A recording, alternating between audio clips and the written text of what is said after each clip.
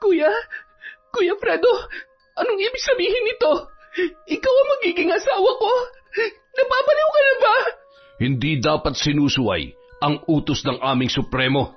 Subukan mong suwayin ang mga utos niya. Ako mismo ang kikitil sa buhay mo, Emma! Baliw ka na, kuya! Lahat kayo dito, mga baliw! Taon 1980, Mindanao. Humugot ng malalim na buntong hininga si Emma nang matanaw nito ang kanyang Kuya Fredo na nakatulala na naman habang nakatingin sa malayo. Hay, ano bang gagawin ko sa'yo, Kuya Fredo?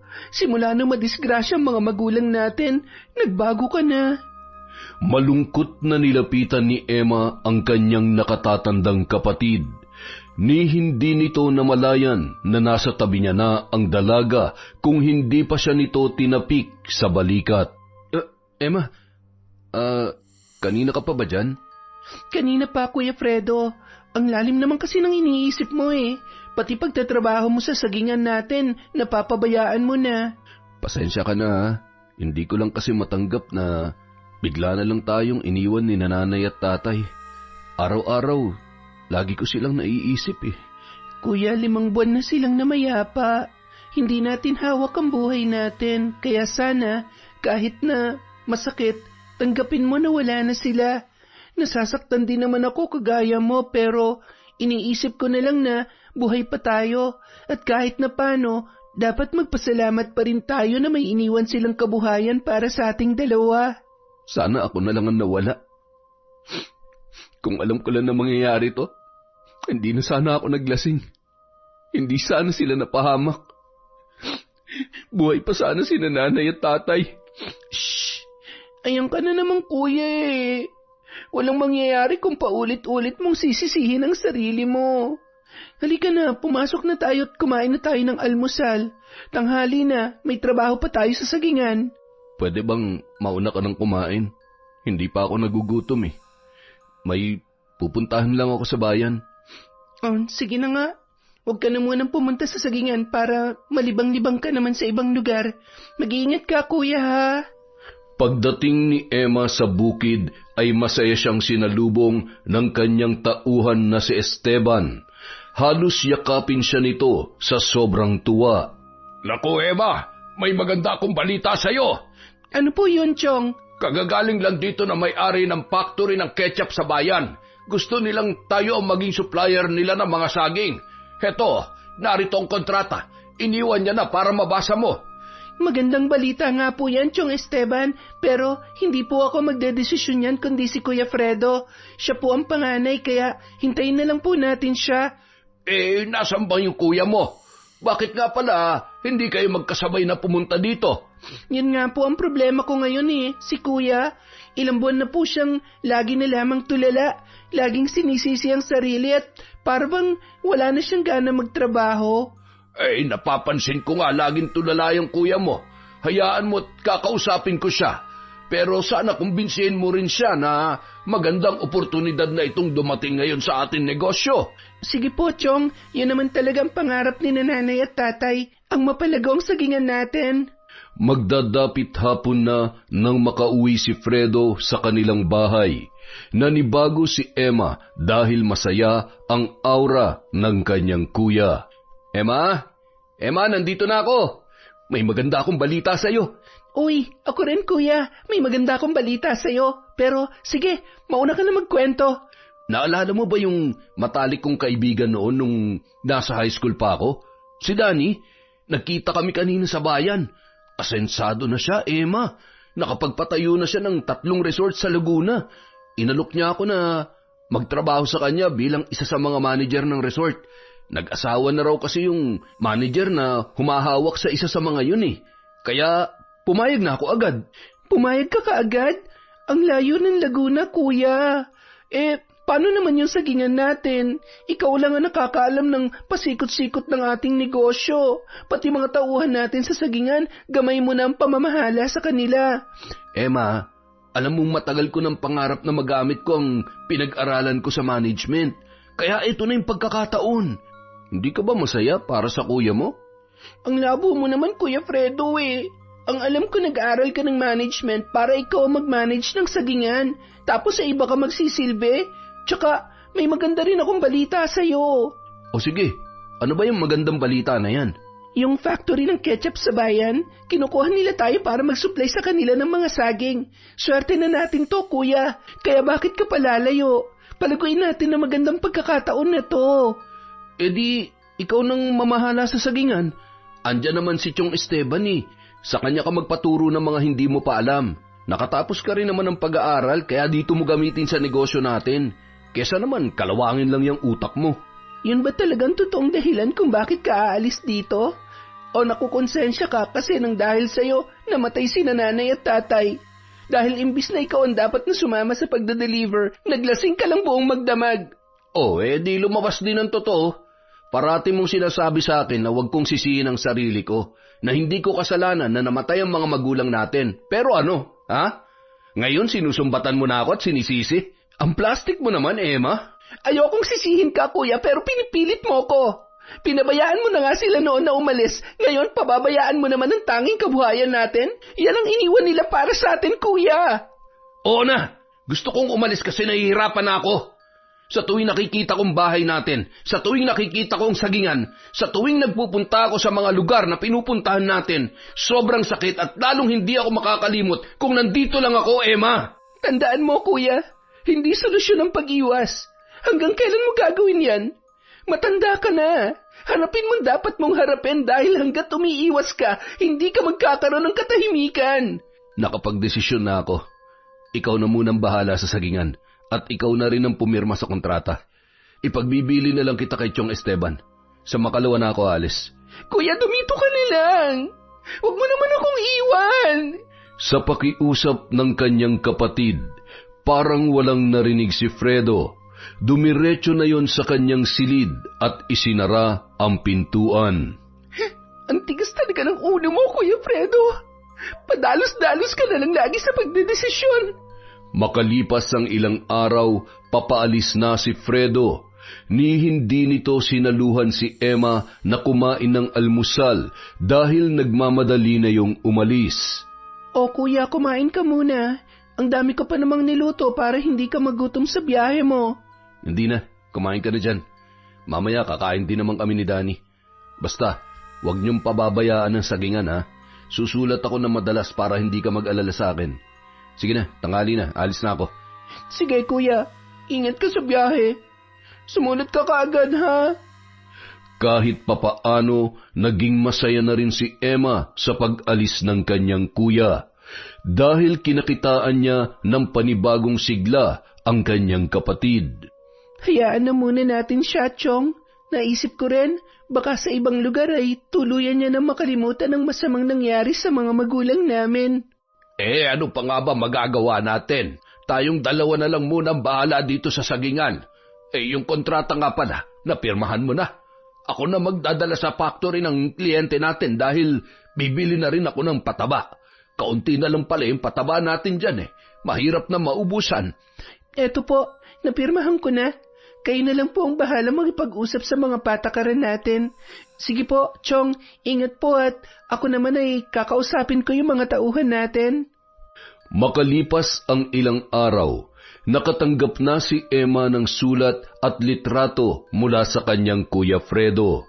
Wala naman yun naging problema at nakita niyang masaya ang kapatid sa ipinadala nitong mga larawan sa kanyang bagong trabaho. Naging abala naman si Emma at ang kanyang tiyo Esteban sa kanilang sagingan. Ilang linggo nang, gamay na rin niya ang pamamalakad ng kanilang negosyo at mas lalong naging malakas ang bentahan nila ng mga saging. Aba, Chong, ang laki ng kinita natin ngayon sa loob lang ng 2 linggo. Nako, matutuwa nito si Kuya Fredo at maraming salamat din po sa tulong niyo, Chong. Hindi ko po kakayanin to kung wala kayo at ang mga tauhan natin na masisipag. Nako, wala yon. Natutulungan mo rin naman ako at ang pamilya ko.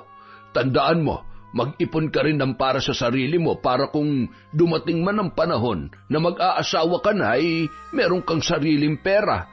Hay, Chong, wala pa po sa isip ko mag-asawa. Dapat lumago muna tong negosyo na iniwan sa amin ni nanay at tatay. Emma, nagkakaedad din ng tao. Baka naman sa kakatrabaho mo ay tumandang dalaga ka na niyan. Wala sa lahi natin ang ganon. Chong, darating din po yun. Baka hindi pa panahon para magkita kami ng mapapangasawa ko. Mabilis ang araw na lumipas at naging masyado ng abala si Emma sa kanilang negosyo na patuloy sa paglago, kaya hindi niya na namalayan na hindi na rin sumusulat ang kanyang Kuya Fredo. Aba, magdadalawang buwan na pala. Ngayon ko lang napansin, parang hindi na sumusulat si Kuya Fredo Teka nga't masulatan. Baka nagtatampo na yun sa akin dahil hindi ko nasagot ang mga sulat niya noon. Sobrang naging abala kasi ako sa negosyo Noong una, baliwala lang kay Emma na hindi sinasagot ni Fredo ang kanyang mga sulat. Inisip niya na abala rin yun sa kanyang trabaho. Ngunit makailang ulit na siyang nagpadala ng sulat ay hindi pa rin yun sumasagot. Chong, parang nababahala na po ako. Maglilimang buwan na hindi pa rin sumasagot sa mga sulat ko si Kuya Fredo. Baka kung ano na nangyari sa kanya sa Laguna. Bakit ngayon mo lang sinabi? Ang akala ko patuloy kayo nagsusulatan ng kapatid mo. Nung una po, madalas siyang sumagot Pero baka nagtampo yun kasi may mga sulat siya na hindi ko na nasagot dahil napakarami po nating ginagawa dito sa Sagingan. Nako, paglaanan mo ng oras yan, Emma. May address ka naman siguro sa resort na pinapasukan niya sa Laguna. Hanapin mo at puntahan mo ang Kuya Fredo mo. Baka may masama na nangyari sa kanya. Naku, wag naman po sana, Chong. Sana po, okay lang si Kuya. Sa darating na Sabado po ako pupunta sa Laguna. Kayo na po munang bahala dito sa negosyo natin, ha? Pagkatapos makapananghalian, maagang umalis si Emma sa Sagingan at nagpunta sa bayan upang bumili ng tiket sa eroplano papuntang Maynila. Pagkatapos ay namili siya ng mga pasalubong para sa kanyang kuya. Siguradong matutuwa si Kuya sa biglaan kong pagdalaw sa kanya sa Laguna. Kahit sumpungin yon, namimiss ko na siya. Pagdating sa Maynila, wala nang inaksaya pang oras ang dalaga.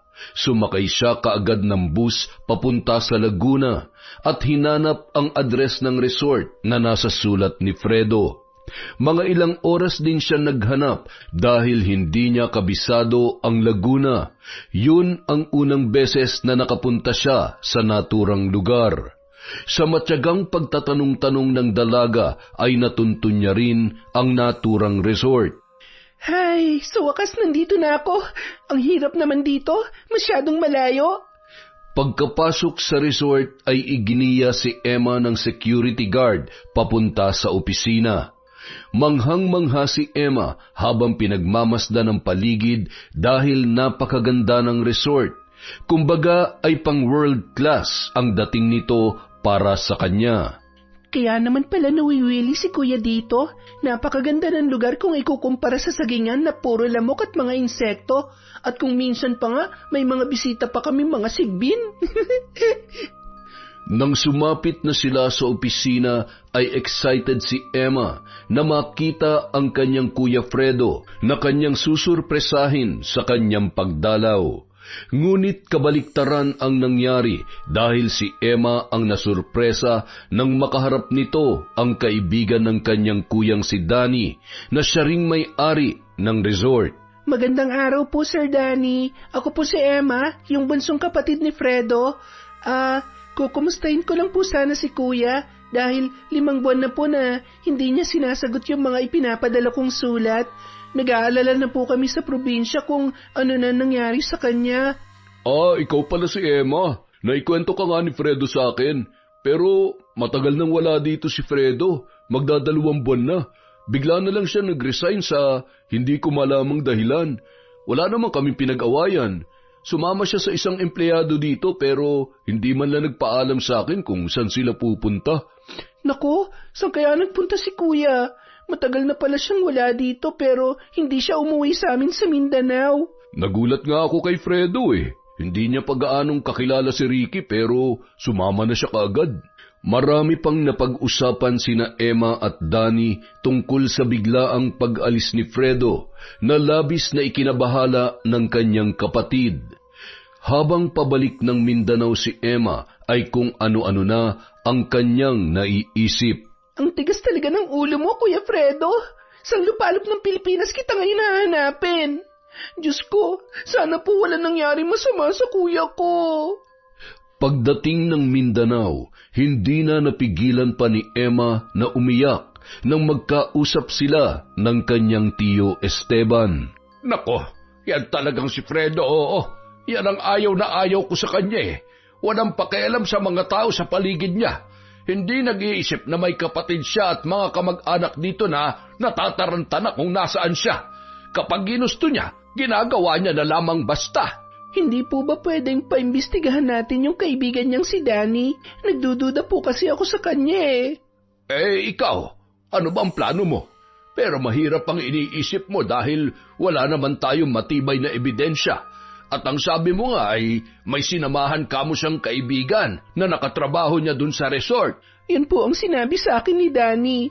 Pero dapat ba maniwala tayo kaagad? Nalilito na po ako, Chong. Hindi ko na alam ang gagawin ko. Eh siya, magpahinga ka na muna at umuwi sa bahay ninyo. Alam kong pagod ka sa biyahe. Huwag mo na munang isipin ang Kuya Fredo mo. Matanda na siya, kaya niya nang alagaan ang sarili niya. Kinabukasan, maagang nagising si Emma at nagpunta sa police station upang i-report ang pagkawala ng kanyang Kuya Fredo. Ngunit ang sabi sa kanya, sa Laguna siya dapat maghain ng reklamo dahil hindi nila jurisdiksyon ang lugar kung saan nawala si Fredo. Nako, ang hirap naman pala. Napakalayo ng Laguna dito sa Mindanao. Kuya Fredo naman kasi. Imbis na mga problema na lang sa negosyo natin ang problemahin ko, dumagdag ka pa sa mga iniisip ko. Nagpasya si Emma na umuwi na lamang sa kanila upang asikasuhin na muna ang kanilang negosyo. Naisip niya na marahil ay tama ang sinasabi ng kanyang tiyong Esteban na may isip na ang kanyang Kuya Fredo at kaya na nitong pangalagaan ang kanyang sarili. Dahil sa sobrang pagkaabala ni Emma at ng kanyang tiyong Esteban, hindi na namalayan ng dalaga na halos magtatatlong buwan na ang lumipas na hindi pa rin umuuwi at nagpaparamdam ang kanyang kuya. Chong, siguro po, kailangan ko nang bumalik dun sa Laguna sa dating pinagtatrabahuhan ni Kuya. Ire-report ko ng pagkawala niya. Baka nga may masama nang nangyari kay Kuya, tapos wala man lamang akong ginagawa para hanapin siya. 3 buwan na, ni sulat wala pa rin siyang ipinapadala sa akin. Eh siya, sige. Ikaw ang bahala. Kailan mo ba planong umalis? Sa susunod na linggo na po, tatapusin ko na muna ang anihan natin ng mga saging at luluwas na ako papuntang Laguna. Isinantabi na muna ni Emma ang pag-iisip sa kanyang kuya dahil kailangan niyang tutukan ang pag-aasikaso sa kanilang mga saging na pang-export.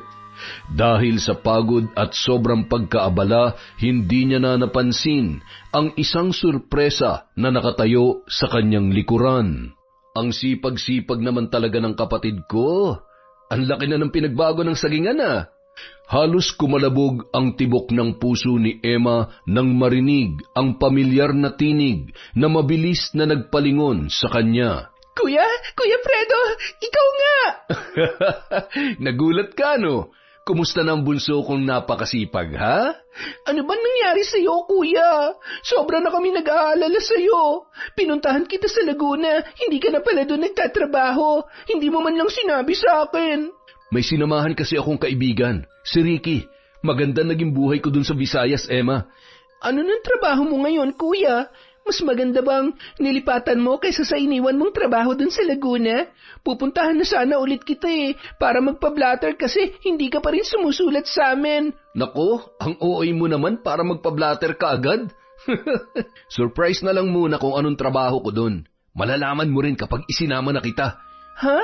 Ako? Isasama mo? Oo, isasama kita. Ang totoo nga niyan, ikakasal na ako kaya umuwi ako para ipaalam sa inyo Talaga, Kuya? Nakakabigla naman yata. San mo naman nakilala yung mapapangasawa mo? Secret nga lang muna. Kaya nga pala ako umuwi kasi gusto kong kunin na yung share ko dito sa sagingan. Alam mo na, mag-aasawa na ako kaya kailangan ko rin ng pera. Teka lang kuya, hindi mo naman agad-agad makukuha yon kasi marami pa tayong dapat bayaran. Mga tauhan natin, mga pataba na dapat gamitin, may tax pa tayong babayaran. May accountant naman tayo, di ba? Ipakwenta mo sa kanya dapat na makuha ko. Gusto ko yung lahat-lahat na para wala na akong babalikan pa. Ano? Hindi ka na babalik dito? Bakit ganon? Iiwanan mo na ako? Ikaw naman, ang ibig kong sabihin, kapag nakuha ko ng lahat ng share ko, hindi na ako manghihingi ulit. Napakahina mo namang umintindi, ano ka ba? Ang labo mo kasing kausap eh. Tsaka yung tungkol sa kasal, kailan ba yon? Siyempre, hindi ko naman agad-agad maiiwanan to negosyo natin. Kapag nakuha ko na yung share ko, isasabay na kita. Siya nga pala, bukas, pwede mo ba akong samahan na bumili ng wedding gown para sa mapapangasawa ko? Ikaw na magsukat kasi parang hindi naman kayo nagkakalayo ng katawan eh. Teka lang, hoy kuya, kasal tong pinag-uusapan natin. Bakit ako magsusukat ng wedding gown na mapapangasawa mo? Dapat siya dahil kasal niya yon. Mahalaga sa aming mga babae na kami ang pipili at magsusukat ng wedding gown. Ay, naku naman Emma. Napag-usapan na namin to nung mapapangasawa ko eh. Kaya pwede ba? Pagbigyan mo na lang ako. Nakakabigla ka naman kasi kuya eh. O sige, umuwi na muna tayo nang makapagpahinga ka na at ipagluluto kita ng masarap at mga paborito mong pagkain. Kinabukasan, maagang umalis si Emma habang natutulog pa ang kanyang Kuya Fredo. Ikinonsulta niya sa kanyang tiyong Esteban ang gustong mangyari ng kanyang kapatid. Maging ang kanilang tiyuhin ay nabigla sa ibinalita ng dalaga. Ano ka mo? Mag-aasawa na si Fredo? Ayos ah! Bigla na lang siyang lilitaw dito para kumuha ng parte niya at mag-aasawa na pala. Kahit nga po ako nagulat, Chong eh. Pero wala po tayong magagawa. May parte din naman talaga siya sa negosyo namin. Pakiasikaso na lang po sa accountant natin kung magkano ang makukuha niya. Napaka-apurado naman yung kapatid mo. Hindi ganun kadali ang maghati ng mga mana. Kailangan pa natin ng abogado para masigurong hindi na siya maghahabol pa kapag naubos niya ang parte niya. Hindi naman po siguro ganun si Kuya Fredo. Nako, huwag kang pa kasi siguro, Emma. Nababalitaan mo naman siguro na kahit magkakadugo ay nagpapatayan dahil sa pamana. Mabuti na yung mayroong ka ring seguridad. Kayo na po ang bahala, Chong. Ang isa ko pang iniisip ay kung sasama ba ako kay Kuya sa lugar nila sa Visayas. Gusto niya daw po akong isama dun eh. Kaya lang, paano naman to negosyo natin? Ako na ang bahala dito, Emma. Dapat lang na sumama ka dahil kasal yan ng kuya mo para makilala mo na rin ang pamilya ng mapapangasawa niya. Ito naman kasing si Kuya eh. Lagi na lang nambibigla. Hindi ka pa ba nasanay dyan sa kuya mo? Pati nga pagkawala niya ay nabigla tayo. Yun naman pala ay kumekerengkeng na. Ang Chong oh, kumekerengkeng talaga? Ano bang tawag mo doon? Siya, bukas pupunta ako sa lungsod para makipagkita sa kakilala kong abogado. Sana ay buhay pa yon. Bakit naman, Chong? Matanda na po ba yon? Huwag po kayong kumuha ng abogado na uugod-ugod na, ha? Bata pa yon. Masyado lang matapang sa mga nakakalaban niya sa korte. Baka ako ay hinatid na sa impyerno. Ang Chong talaga. Sige po, uuwi na muna ako at baka gising na si Kuya. Hindi po muna ako makakapasok ngayon dahil nagpapasama siya. Bibili daw siya ng wedding gown para sa mapapangasawa niya. Pagdating sa bahay, gising na ang kuya ni Emma. Bahagya itong nakasimangot habang nagkakape. Ang tagal mo naman. Saan ka ba galing? Inayos ko lang yung mga kailangan para maibigay na sa yung hinihingi mong parte ng mana. Kailangan pa natin maghintay dahil pupuntahan pa ni Chong yung kakilala niyang abogado. Ano? Bakit kailangan pa ng abogado? Alam mo naman nagmamadali ako, Emma. Kailangan kong makabalik ka agad. Yan ang hirap sa'yo. Wala ka talagang tiwala sa akin eh. Ano ka ba naman, Kuya? May tiwala ako sa'yo. Pero kailangan nating ilagay ang lahat sa kasulatan. Proteksyon nating dalawa yon. Ay, ang dami mo sinasabi. Napakayabang mo na porke lumaki na ng ganito yung sagingan. Kuya, hindi ako nagyayabang. Kung lumago man ito, kasama ka pa rin sa makikinabang dahil malaking parte na rin ang makukuha mo. Ang hinihingi ko lang naman ay yung parte ko. Hindi na kailangan ng abogado dahil hindi naman ako manloloko. Alam ko naman hindi ka manloloko, kuya. Ang sakin lang, para walang gulo at maging maayos ang lahat. Bahala ka! Makalayas na nga rito, bisit! Napapailing na lang na pinagmasdan ni Emma ang kanyang kuya na nagdadabog na umalis. Hindi pa rin nagbabago ang ugali nito na may kagaspangan kung makitungo sa kanila. Halos mag-iisang buwan din ang naging paghihintay ni Fredo bago maisaayos ang lahat ng mga dokumento upang makuha niya na ang kanyang mamanahing pera. Abalang-abala naman si Emma sa paghahanda sa mga dadalhin niyang mga gamit upang sumama sa kanyang Kuya Fredo na halatang excited na sa kanyang nalalapit na kasal. Mag-iingat kayo sa lakad ninyo, Emma. Fredo, ingatan mo ang kapatid mo. Nako, Chong, matanda na yan. Kaya na niyan ingatan ang sarili niya. Babalik din ako kaagad, Chong, pagkatapos ng kasalan. Kayo na munang bahala sa sagingan natin, ha? Ay, siya sige na at baka maiwanan pa kayo ng eroplano. Congratulations na lang sa pag-iisang dibdib ninyo na magiging asawa mo, Fredo. Gustuhin ko mang sumama ay hindi ko naman maiiwanan ang negosyo natin dito. Sige na po, Chong. Alis na po kami. Kayo na munang bahala dito. Masayang masaya si Fredo habang nakasakay sila ni Emma sa eroplano. Panay ang tingin nito sa kanyang pambisig na relo. Mahigit 1 oras lang ang biyahe natin mula Mindanao papuntang Visayas, kaya siguradong hindi ka maiinip sa biyahe. Nako, mukhang ikaw naman ang naiinip, kuya. Kanina ka pa hindi mapakali dyan, eh. Ang tagal ko kasing hindi nakabalik. Baka sila yung naiinip na.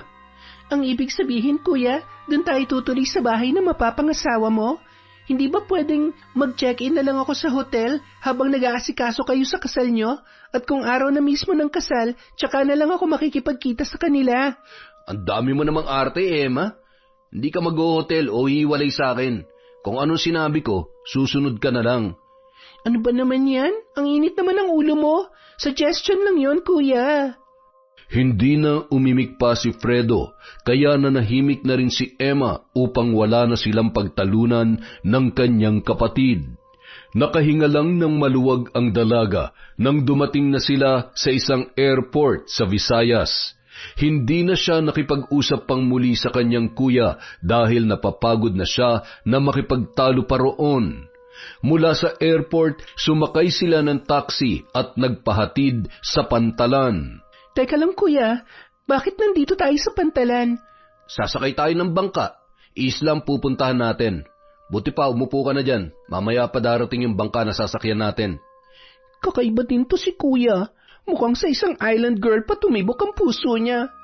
Hindi naman nainip sa paghihintay si Emma dahil napakaganda ng paligid at napakalinaw ng karagatan na nagmistulang ginto ang galaw ng mga alon dahil sa direktang sinag ng araw na tumatama doon. Nakaka-relax naman ang lugar na to, kaya siguro nawili na rin na tumira dito si kuya. Habang nagmamasid sa paligid, dumating na sa wakas ang bangka na sasakyan ng magkapatid. Mayroon yung sakay na mga pasahero. Habang bumababa ang mga tao na lulan ng bangka ay hindi nakaligtas kay Emma ang kakaibang tingin ng mga yon sa kanya. Matalim at pailalim kung tumitig ang mga yon. Maging ang 2 bangkero na nagpapaandar sa makina ng bangka ay kakaiba ang tingin sa kanya. Nakaramdam ng hindi maganda si Emma, ngunit pilit niya yung binaliwala. Nang makasakay na ang magkapatid, nagsimula ng mag-usisa ang dalaga. Isa lang bang bangka dito sa isla, kuya? Oo, isa lang. Kaya may oras kung kailan ka pwedeng makaluwas at makauwi sa isla. Ang hirap naman kung ganun, kuya. Paano na lang kung halimbawang may emergency o kaya nasira ang bangka? Wala. Nakatenga ka sa isla at kung pauwi ka naman, hindi ka makakauwi. Nako, ang hirap naman ng ganon. Wala ka bang balak na lumipat sa lungsod? Magtayo ka ng negosyo o kahit na anong pagkakakitaan. Ang dami mo namang alam, Emma. Hindi ako aalis dito at huwag mo akong pakialaman. Gulat na gulat si Emma sa inasal ng kanyang Kuya Fredo. Wala itong pakialam kung mapahiyaman siya sa 2 bangkero na kasama nila. Nagpatay mali siya na lamang ang dalaga at inaliw na lang ang kanyang sarili sa magagandang tanawin at hindi na muling kinausap ang kanyang kuya. Bumaba ka na dyan, Emma. Aalalayan kita. Sila na bahala sa dala mong mga gamit. Tuwang-tuwa naman si Emma habang naglalakad sa puting buhangin ng isla. Ang ganda naman dito, kuya. San nga pala mga tao dito? Bakit wala akong nakikita? Sa loob kami ng kakahuyan nakatira. Sumunod ka na lang. Ano? Sa loob kayo ng kakahuyan nakatira? Narinig mo naman, di ba? Kailangan ko pa bang ulitin? Kanina pa ako napipikon sa lalaking tuwa. Ang sungit-sungit. Akala mo na may menopause na. Huh? Nagdadabog na sumunod na lamang ang dalaga sa kanyang Kuya Fredo, habang nakasunod naman sa kanyang likuran ang dalawang lalaking bangkero na nagbubuhat ng kanyang mga gamit. Ilang minuto na rin silang naglalakad sa loob ng kakahuyan, kaya nakaramdam na ng pagod si Emma. Kuya, malayo pa ba? Napapagod na ako eh. Masanay ka na sa bago mong mundo, Emma. Anong sabi mo? Anong bagong mundo? Alam mo, ngayon ko lang nalaman na ipinaglihi ka pala ni Nanay sa loro. Lahat na lang ng sinasabi ko, inuulit mo. Nanggigigil na inirapan ni Emma ang kanyang kuya. Hindi na siya muling kumibo para iparamdam kay Fredo na naiinis na siya. Gulat na gulat si Emma nang sumapit na sila sa lugar na sinasabi ng kanyang Kuya Fredo. Hindi niya akalain na sa gitna ng kagubatan ay may isang komunidad na naninirahan. Lalo siyang namangha nang maglabasan ang lahat ng mga nakatira doon at sinalubong sila ni Fredo kasama ang isang matandang lalaki na mabalasik kung tumingin at nakasuot ng napakaraming medalyon sa leeg na iba't iba ang hugis at kulay. Ito ang kinikilala nila na si Supremo Tomas. Ang weirdo naman ng matandang to, parang si Raulo. At mas lalo pang nagulat si Emma nang biglang dumapa ang kanyang Kuya Fredo sa lupa na nakadipa ang mga kamay at nagbigay galang sa matandang Supremo. Pagbati po, aming Supremo Tomas. Pasensya na po kayo dahil natagalan ng pagpoproseso ko ng aking pamana. Narito na po ako at dala ko ng pera para sa ating samahan. Biglang nagpanting ang tenga ni Emma sa kanyang narinig mula sa kanyang Kuya Fredo. Hindi na nito napigilan ang hindi mapasigaw. Ano, kuya? Kinuha mo lang ang parte ng pamana mo dahil sa taong ito? Nahihibang ka na ba? Dahil sa sinabi ni Emma, dali-daling bumangon si Fredo at nagngangalit ang bagang na hinarap nito ang kapatid at sinampal ng ubod lakas, dahilan upang mawalan yon ng balanse at matumba. Hindi pa yun nakontento. Hinablot niya ang buhok ni Emma at piniga nito ang pisngi ng dalaga at galit na nagsalita. Walang hiya kang babae ka? Wag mo nilalapastangan ang ating Supremo. Igalang mo siya higit kanino man. Bitiwan mo ako. Wala kang karapatan na saktan ako ng ganito. Bitiwan mo na siya, Fredo. Wala pa siyang alam sa mga patakaran natin dito sa ating samahan. Pasensya na po at patawad po, Supremo Tomas. Ako na po ang humihingi sa inyo ng paumanhin sa masamang asal ng aking kapatid. Hindi masama ang ugali ko, kuya. Nagagalit ako kasi ang tanga mo. Muli na namang inumangan ni Fredo ng kanyang mga kamao ang kapatid, ngunit naging maagap si Supremo Tomas. Fredo, ako nang bahala sa kapatid mo. Sige na, pumunta na muna kayo sa inyong mga kubo at magpahinga. Ramdam ni Emma ang galit ng lahat ng tao sa kanyang paligid nang magsialis ang mga yun. Ngunit wala siyang pakialam dahil mas matinding galit ang kanyang nararamdaman nung mga oras na yun. Nang makaalis na ang lahat ay nilapitan ni Supremo Tomas ang dalaga. Hindi nito inaalis ang pagkakatitig sa kanya mula ulo hanggang paa na nagdulot kay Emma ng lalong pagkainis. Pakiramdam niya, hinuhubaran na siya ng matandang Supremo dahil sa malagkit na pagkakatitig sa kanya. Oh, Anong tinitingin-tingin mo dyan, tanda? Alam mo, kung ako sa'yo ay ititikom ko na lamang yung matabil mong dila. Wala pang sino man ang bumastos sa akin. Hindi ka nila binabastos kasi lahat sila mga tanga, kasama ng Kuya Fredo ko. Ang kapal din naman ng mukha mong hingi ng pera ng kuya ko, no? Bakit hindi ka magtrabaho, ha? Talagang malakas ang sumapi sa iyong kampo ng kadiliman. Ngunit pasasan ba't magiging kapanalig ka rin ng aming samahan? Ako pa talagang sinapian? Baka kayong nasasapian dito. Nagpapanggap na banal para manloko ng kapwa. Kitang-kita sa mata ng Supremo ang pinipigilang galit dahil sa mga pang-iinsulto sa kanya ng dalaga.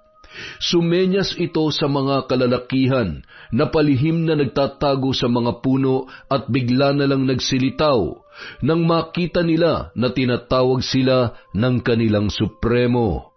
Alam niyo na ang gagawin. Ikulong sa hawla at ibilad sa araw ng 1 linggo. Huwag niyong bibigyan ng pagkain. Ang sino mang mahuli ko na sumusuway sa pinag-uutos ng inyong kataas-taasang Supremo, may kaparusahan na inyong pagsisisihan. Teka lang, bitawan niyo ako. Sino ba kayo sa tingin niyo para ikulong ako dito, ha? Habang nagpupumiglas si Emma, natanaw nito ang kanyang Kuya Fredo na nakatingin lang sa di kalayuan. Galit na tinawag ito ni Emma. Ano, kuya? Panonoorin mo na lang ako na sinasaktan ng mga baliw na to? Pauwiin mo na lang ako! Ngunit parang walang narinig ang lalaki sa mga sinabing yon ng dalaga. Wala yung reaksyon at ni hindi man lang kinakitaan ng pag-aalala sa kapatid na kasalukuyang kinakaladkad at ikinulong sa hawlang kahoy na malapit sa ilog. Mga hayop kayo! Pakawalan niyo ako dito! Sunod-sunod ang ginawang pagsigaw at pagwawala ni Emma nang maikulong na siya.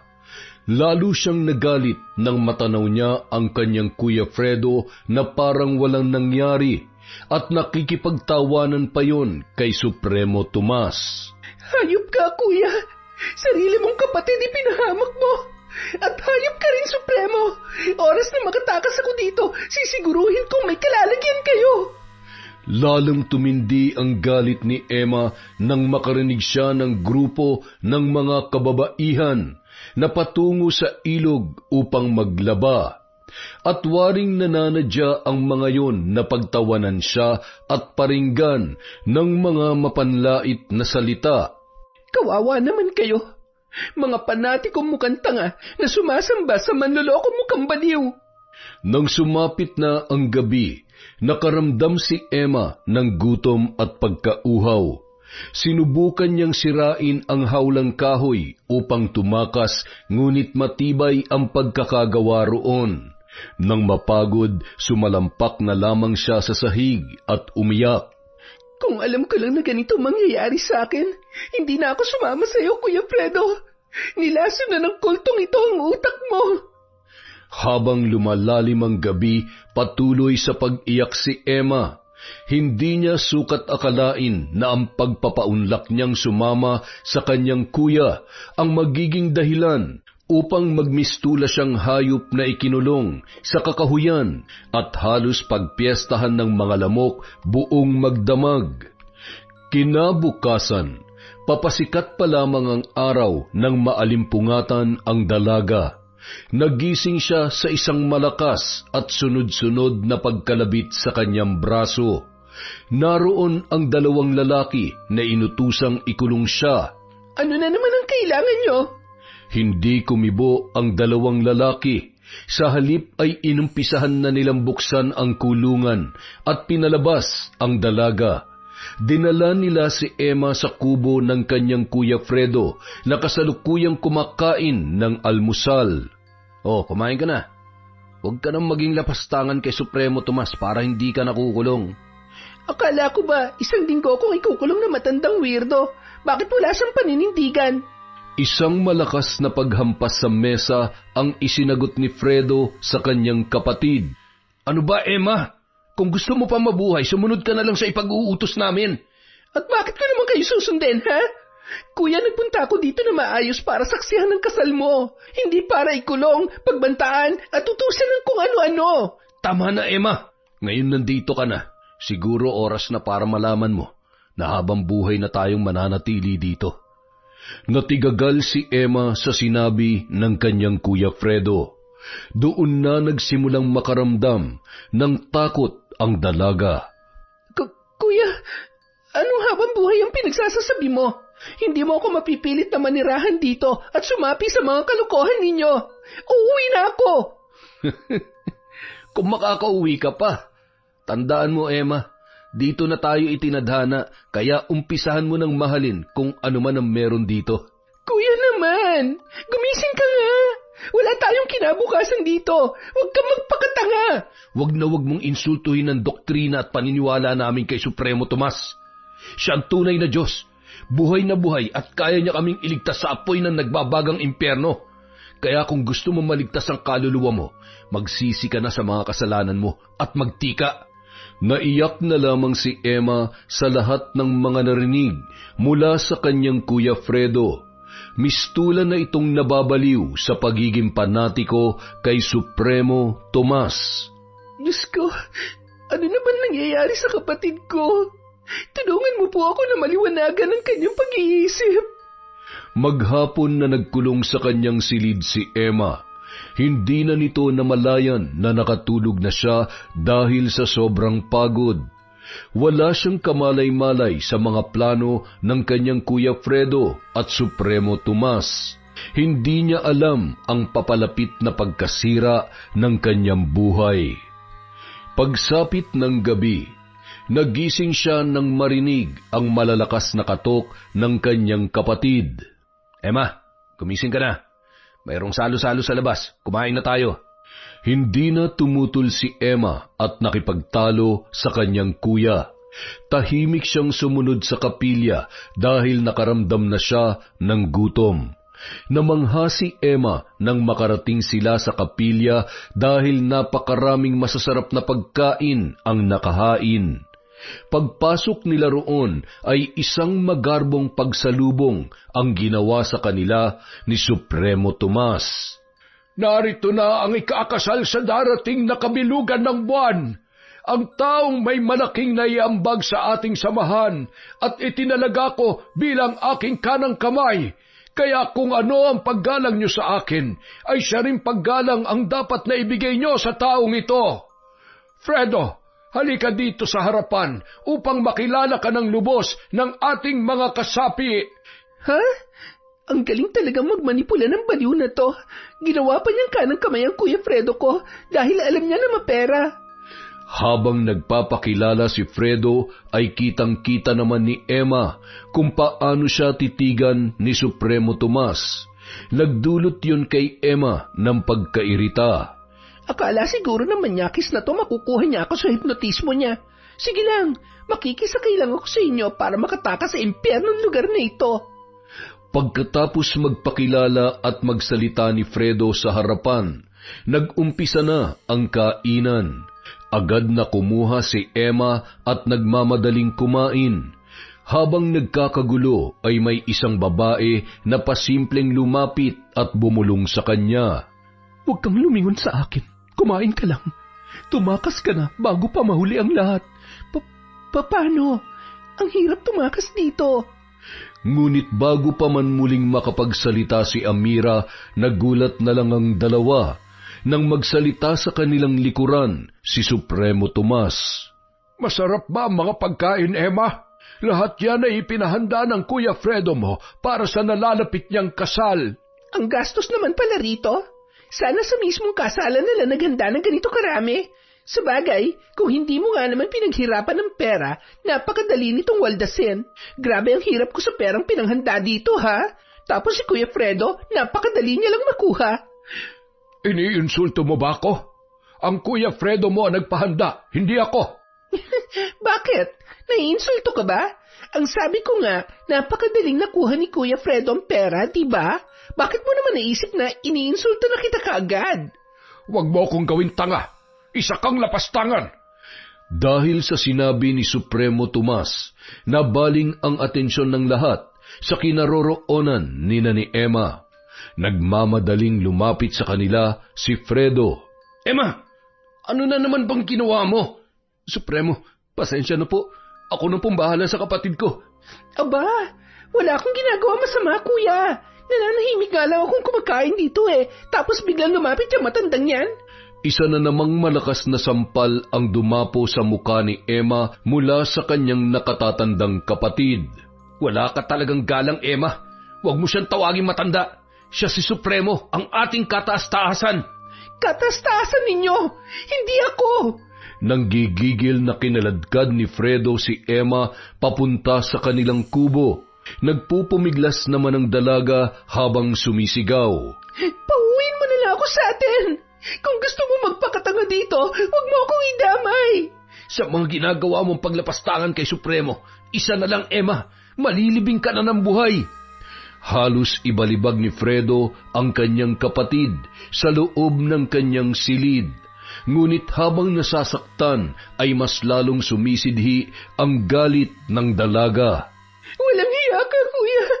Naati mo talaga akong saktan dahil lang sa pagsamba mo sa manlolokong yun. Hindi manloloko si Supremo. Siya ang tagapagligtas, kaya wag na wag mo siyang susubukan kung ayaw mong mamatay. Nakakatawa naman yung Supremo ninyo. Tagapagligtas tapos pamamatay tao. Saan ang kabanalan doon, kuya? Sige, Emma. Kapag napuno na sa iyo si Supremo, pasensyahan na lang tayo.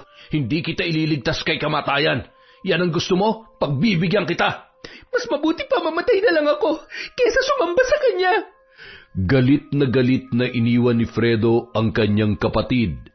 Para sa kanya, nababalutan na ng kadiliman si Emma at mahirap na yung dalhin sa liwanag. Para naman kay Emma, hindi galit kundi awa ang kanyang nararamdaman para sa kanyang Kuya Fredo, na tuluyan ng nalaso ng isip sa maling paniniwala. Maghapong nagmukmok sa kanyang silidang dalaga, pinag-iisipang mabuti kung paano tatakasan ang kanyang Kuya Fredo matapos ang kasal nito. Hindi na ako papayag na saktan mo pa ako, kuya. Kung nakikita lang nila nanay at tatay ang ginagawa mo sa akin, hindi sila matutuwa. Bukas ng kabilugan ng buwan at ikakasal na siya. Pero bakit hindi niya pa rin ipinapakilala sa akin ang kanyang mapapangasawa? Ang malas naman ng babaeng yun. Kay Kuya Fredo pa siya magpapakasal. Kinagabihan. Magbihis ka na, Emma. Kailangan natin dumalo ngayon gabi sa pag-aalay para sa bisperas ng kasal ko bukas. Utang na loob, huwag ka nang kumontra sa mga ritual na gagawin ni Supremo. Manahimik ka na lang dahil ito'y banal na pagtitipon. Ha?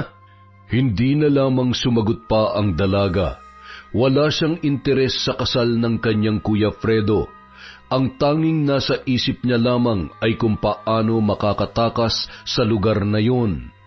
Marami ng tao sa kanilang munting plaza nang dumating sina Fredo at Emma.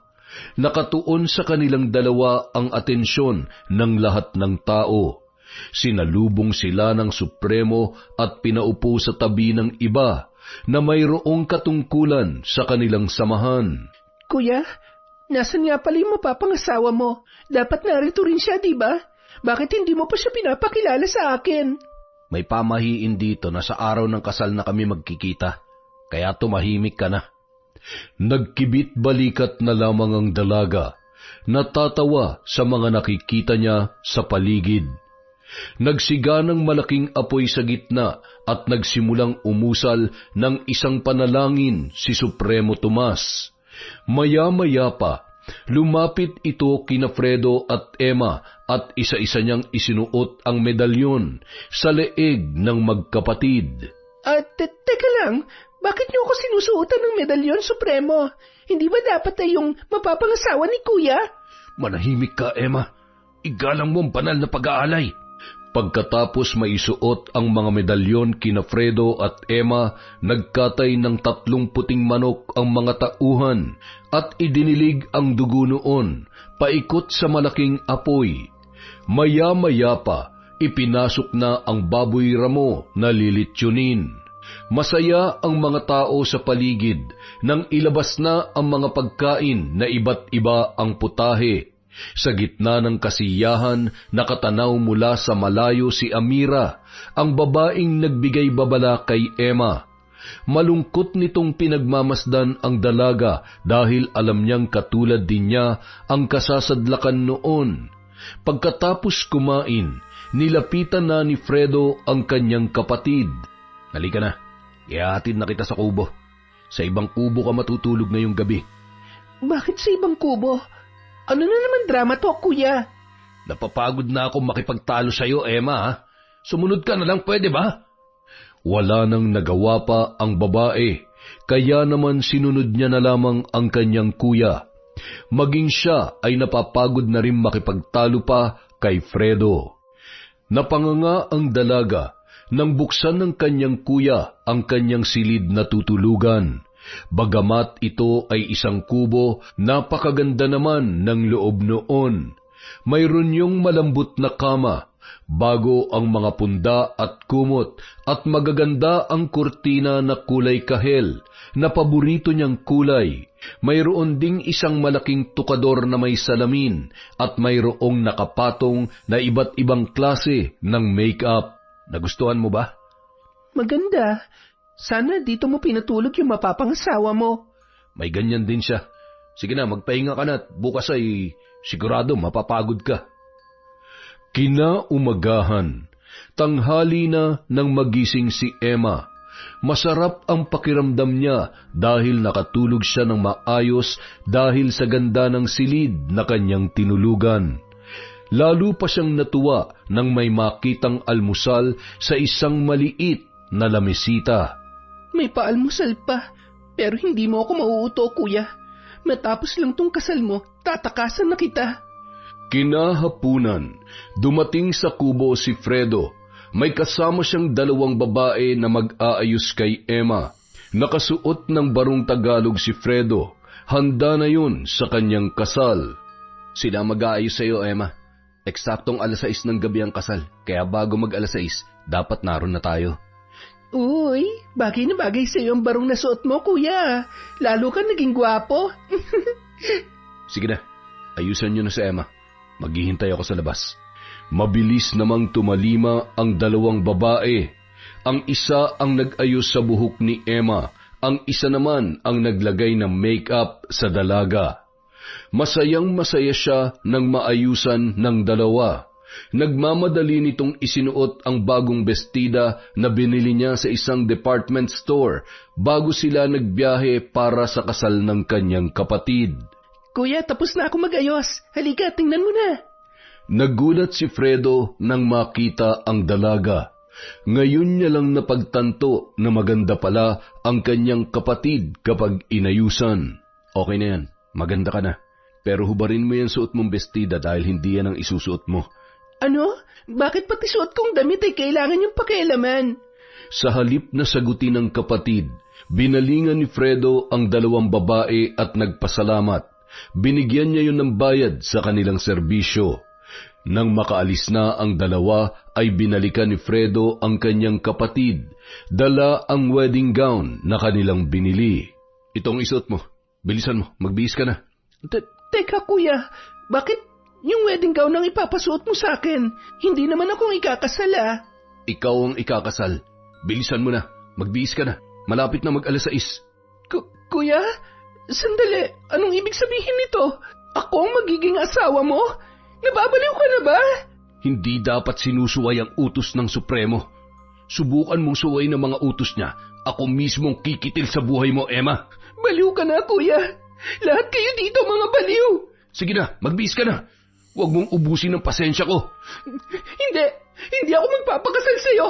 Nakakadiri ka, Kuya Fredo. Kung alam mo lang ang propesiya, Emma, hindi ka magdadalawang isip na pakasalan ako. Isang masaganang buhay at pagpapala ang naghihintay sa atin. Baliw ka na. Wala akong pakialam sa baluktot niyong paniniwala. Hindi ako magpapakasal sa'yo. Kilabutan ka sa mga pinagsasasabi mo. Galit na lumapit si Fredo sa kanyang kapatid at buong lakas na pinunit nito ang damit ng dalaga.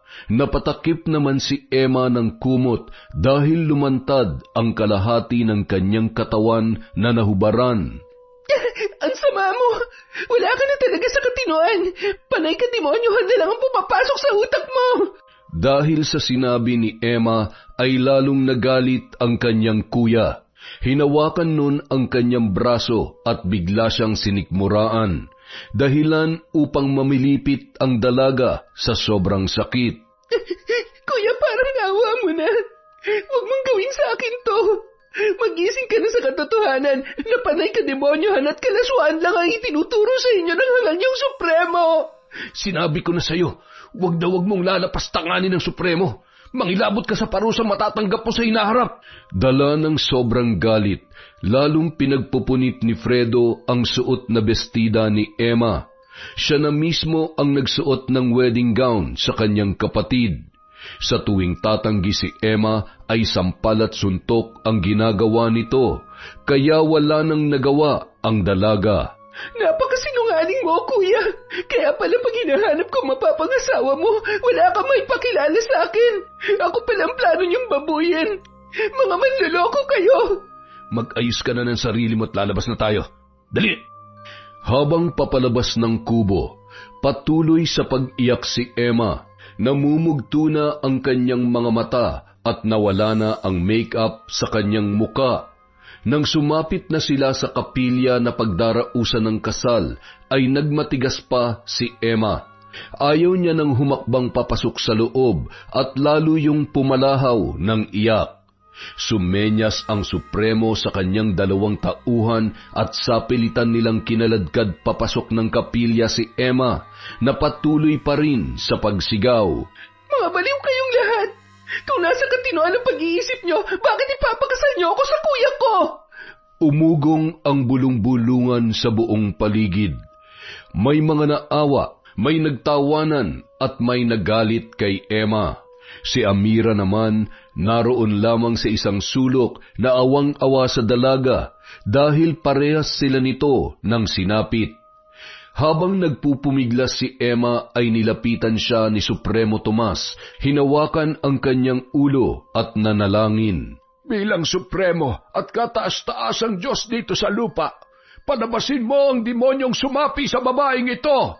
Sa aking mga kamay, dudurugin ko ang demonyong umaalipin kay Emma. Halos matawa ang dalaga nang marinig niya ang sinabi ng Supremo. Ikaw ang demonyo! Ikaw ang umaalipin sa mga taong tanga at nagpapapaniwala sa'yo! Tiim ang mga bagang na tinitigan ni Supremo Tomas si Emma. Inilapit niya ang bibig sa dalaga at meron siyang ibinulong. Lahat ng pamamahiya mo at paglapastangan sa Supremo ay mayroong kaparusahan. Magdasal ka na dahil malapit ka ng pagpiestahan ng mga uod. O ayan, ito ba ang Supremo na iginagalang nyo, ha?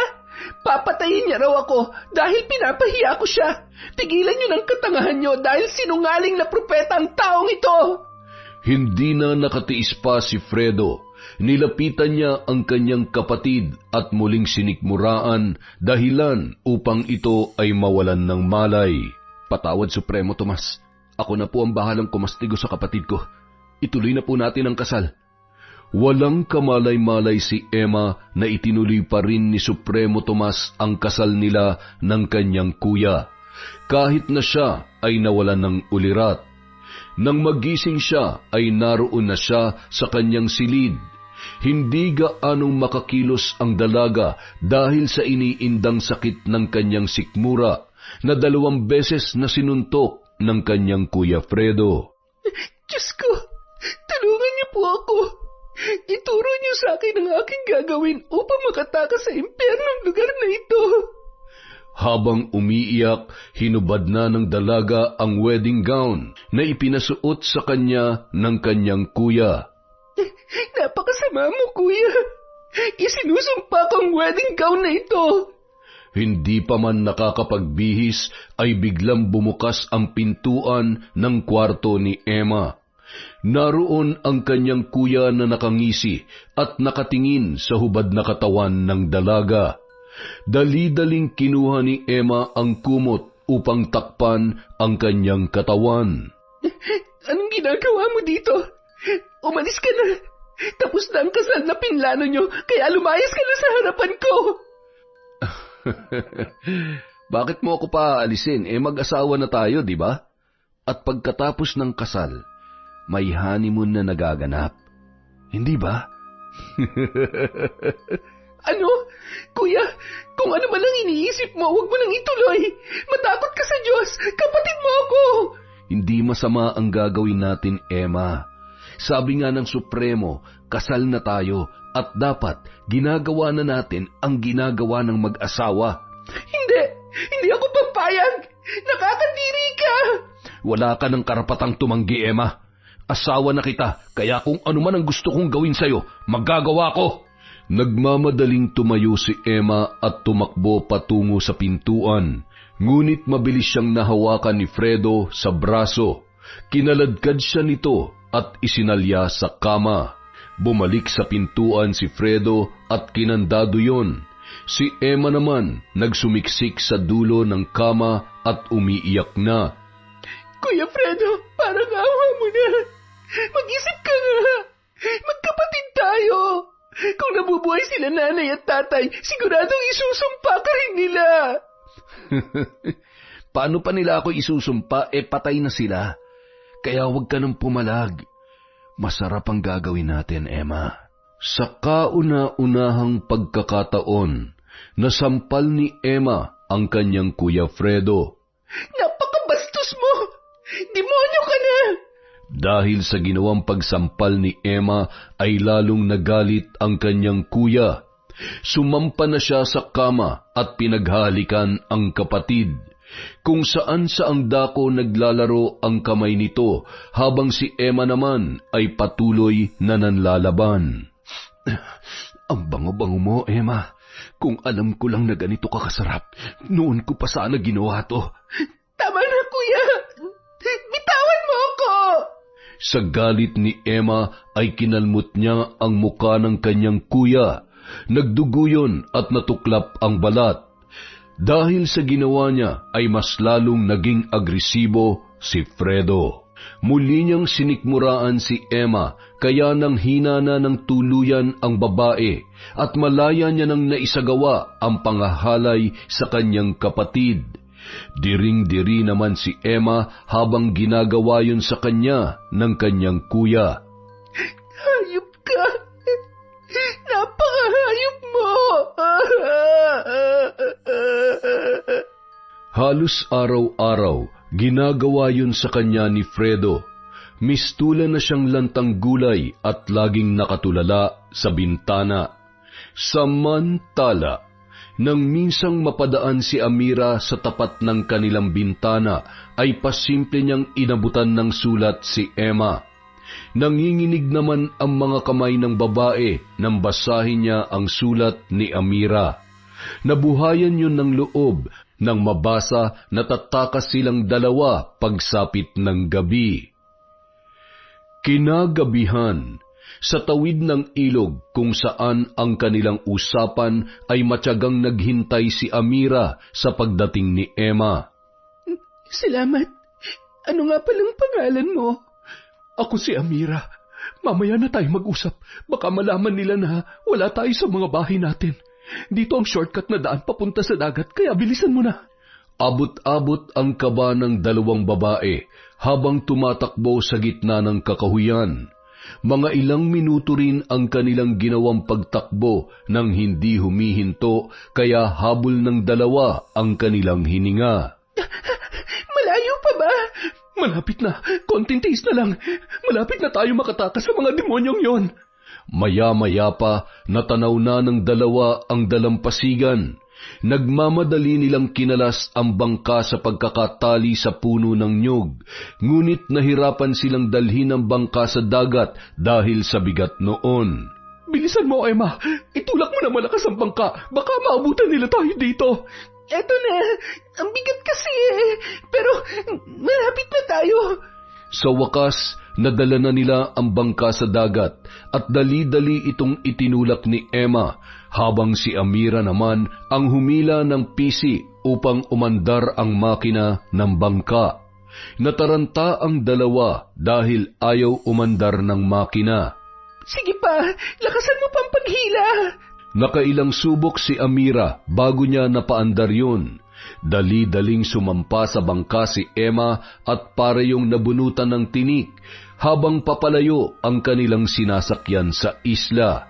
Maraming salamat sa iyo, Amira. Utang ko sa iyo ang buhay ko. Parehas lang tayo na naging kapalaran, Emma. Niloko rin ako ng Kuya Ricky ko at dinala dito. Hindi ko akalaing magagawa yun sa akin ng kuya ko. Si Ricky, yung kasamahan ng kuya ko sa resort sa Laguna. Siya nga, Emma. Ang masakit pa, ginahasa niya ako sa harap mismo ng Supremo dahil yun daw ang kagustuhan ng Diyos. Napakahayop nila. Hindi bale, kapag nakarating na tayo sa amin, mananagot silang lahat. Kung hindi tayo nakatakas, hahalayin ka rin ni Supremo gaya ng ginawa niya sa akin. Wala akong nagawa, Emma, dahil ang Kuya Ricky ko mismo ang naghatid sa akin sa kwarto ng Supremo. Ang mga walang hiyang yon, napakabababoy. Sumama ka sa amin sa Mindanao. Huwag ka munang umuwi sa inyo dahil panigurado, doon ka susundan ng kuya mo. Tagasan ka nga pala, Amira? Taga Bicol ako, sa Naga. Kung sakaling ikaw lang ang makakaligtas, hanapin mo ang aking mga magulang at sabihin mong lahat.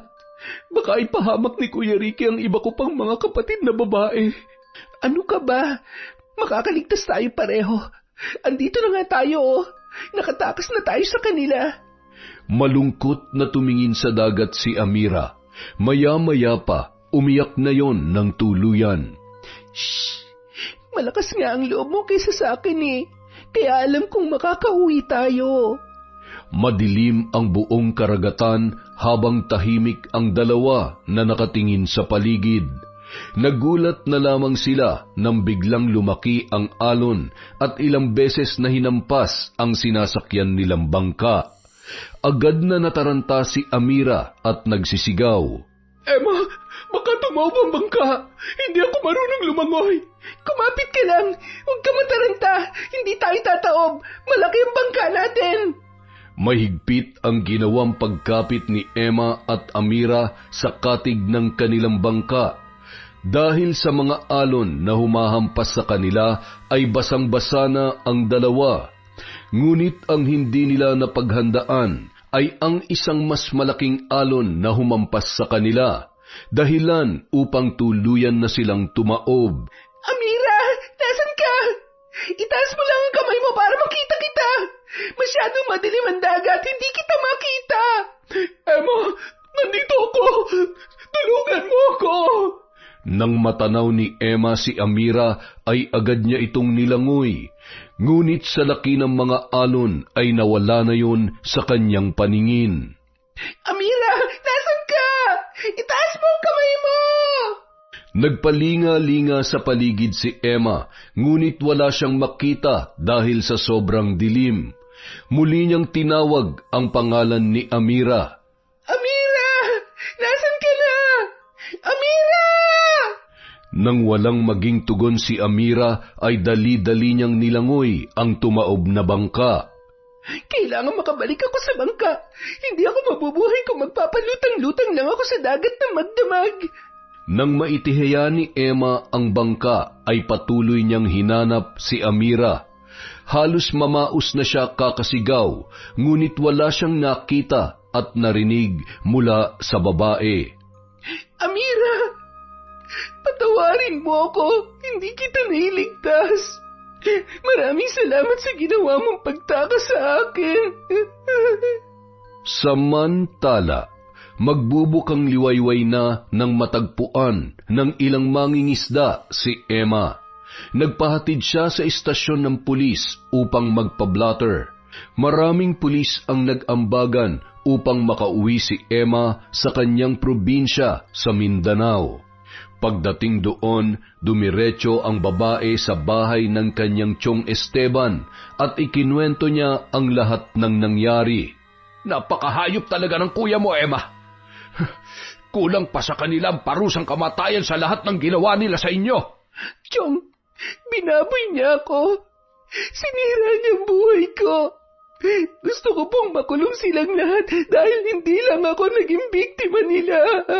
Natatandaan mo ba kung saan sila sa Visayas nakatira? Hindi po, Chong. Pero nung bumaba kami sa airport, alam ko po na nasa Cebu kami. Sa isang isla ako dinala ni Kuya Fredo. Sa ngayon ay mahirap na sila makita dahil oras na malaman nila na nakatakas kayo ng kasama mong babae, lilipat na yun ng lugar. Ang bagay sa mga taong yan ay ipabarang na lang na matauan sa kanilang mga kalokohan. May kilala po ba kayong mambabarang? Ang gusto ko po, mamatay silang lahat. Mga hayop sila. Meron akong kakilala. Ngayon din ay pupuntahan ko siya. Bigyan mo ko ng litrato ni Fredo at may litrato ba sa iyo yung sinasabi nilang Supremo? Nasa bahay po. Maraming litrato sa bahay si Kuya Fredo. Ang tanging meron po ako ay isang medalyon na galing sa Supremo. Pwede na yung medalyon. Akin na. Sasamahan na kita sa inyo at kumuha ka doon ng mga gamit mo para dito ka na muna sa akin. Baka puntahan ka pa doon ni Fredo. Walang makakatulong sa iyo doon. Dito sa amin, marami kang pinsan na tutulong sa iyo. Matapos madala ang lahat ng kakailanganin, umalis na kaagad si Esteban, papuntang hilaga ng Mindanao.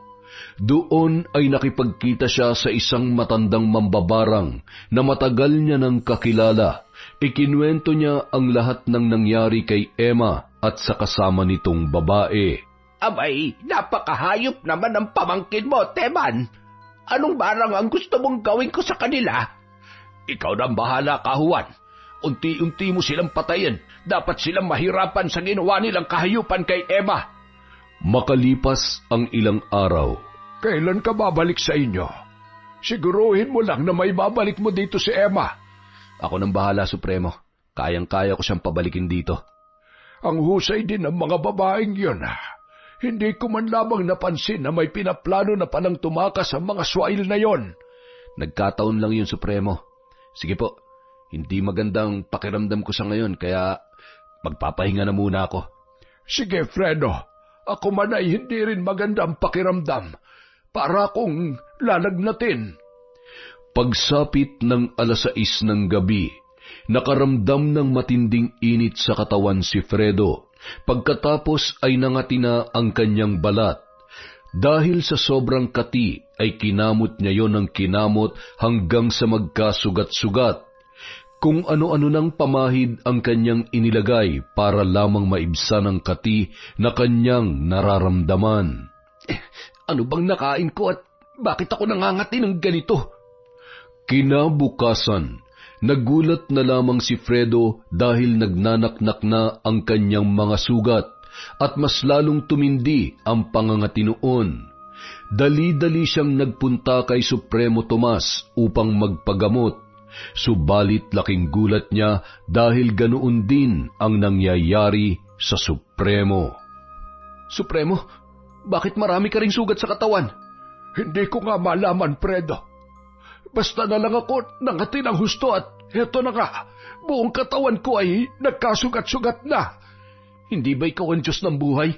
Pagalingin mo ang sarili mo, pati ako, Supremo. Hindi ko na kaya ang kati na nararamdaman ko. Kayang-kaya ko tong pagalingin, Fredo. Umupo ka dyan at oorasyonan kita.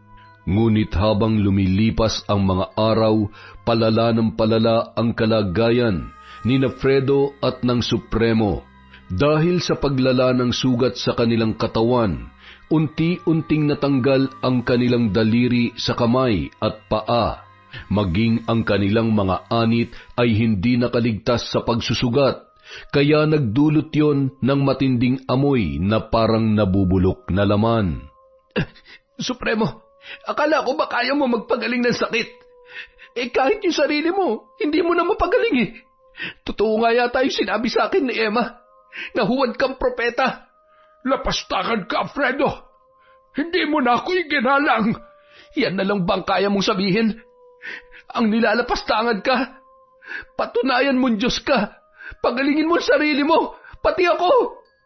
Wala nang maisagot pa si Supremo Tomas dahil maging siya ay hindi alam kung ano na ang nangyayari sa kanya. Kinabukasan, nagkagulo ang buong lugar dahil kapwa namatay sina Supremo at Fredo. Naging usap-usapan na ipinabarang ang dalawa at ang kanilang pinaghihinalaan ay si Emma. Samantala, Emma, makakangiti ka na. Ngayon ang araw na ipinangako sa akin ni Kahuan na pagbabayaran nila ang lahat. Maraming salamat po, Chong. Matatahimik na po ako at pati na rin po si Amira. At gaya nga ng ipinangako ni Emma kay Amira, hinanap ng dalaga ang pamilya ng babae at ipinaalam ang nangyari sa kanilang dalawa. Binigyan niya rin ng tulong pinansyal ang pamilya noon upang makabawi sa ginawa nitong pagliligtas sa kanya. Yun! Ang lupit na kwento nun ah! Ang ganda nun. At syempre, dahil dyan, meron tayong shoutout ulit. Simulan po natin kay Lydia Lopez. Hi po kay Merly Herbolingo, kay Kim Bara, kay Emily Sauro. Shoutout po kay Josie Aniban, kay Just Yuna, kay Bea Pink 5, kay Vicky Yabut, kay Chris Alcantara. Hi po kay Christy Abad, kay Betty Velasco, kay Edgardo Fontanilla, kay Alan Maglalang at Darwin Joven from Jessica Sobremonte. Hi po kay Michael Safra, kay Virginia Belay. Shout out po kay Capricorn 08, kay Kurt Mina, kay Marcos Balingasa, Shauma TV. Hi po kay Margie Banosong, kay Asodisen Cerilla, kay Araymic 17. Shout out po kay Marjorie Dequila, kay Julia Andrea Adan, kay Hana Maylin Sesgundo. Hi din po kay Diana Lopez, kay Mami Liana Nalugon. Shout out kay Pamela Allen, kay Noemi Garcia Pabunan. Hello po kay Cute Survivor from Japan, kay Jeanette Sanico, kay Rogelio Santos, kay Juanito Unabia. Hi din po kay Cecil Vlog, kay Regan Machico, kay Hani Austria, Marilor Guevara and Naling family, kay Joseph Jimenez, Marjorie Ann M. Kines. Hi po kay Champi Aguilar at E. Apos from Yana Marie Kubangbang. Hi po kay Dimples Yumi, kay Thelma Karasawa, Lady Meng, Red Gaspar, Manisan Mamot Mapadtaya, kay Ludelin Oligo. Hi po kay Weng, Windy, Arnold, Mama Lol, AJ, Kawin, Nene, Mike, Leonard, Joven, Gian, Monding, Toto, Angie, Vincent, Yael at Tantan. Hello po kay John Suico, kay sa De Los Reyes family from Joy Aniban, kay L. Daps, Matthew Ruiz. Hello din po kay Victoria Daguman, kay Angel Factor, kay Aileen In, Sudamerica. Hi po kay Jaya Dagison from Antipolo City, kay Cassie Oliva, kay Jocelyn Nazareno. Happy anniversary po kina Marian de la Fuente at kay Habi kahapon, January 8. Congratulations po and more power sa pagsasama nyo mga idol. Shout out po kay Asia Makalindong, maraming salamat po sa support sa channel natin.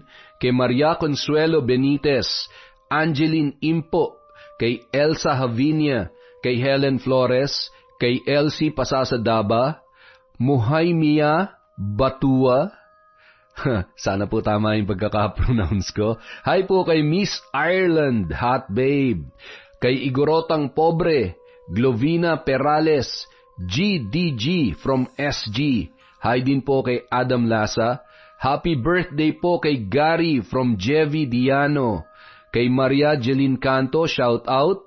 Berry ng Taiwan, Weng Ganda Oo at Mea Espiritu. Maraming salamat po sa walang sawang pagsuporta sa Kwentong Enteng.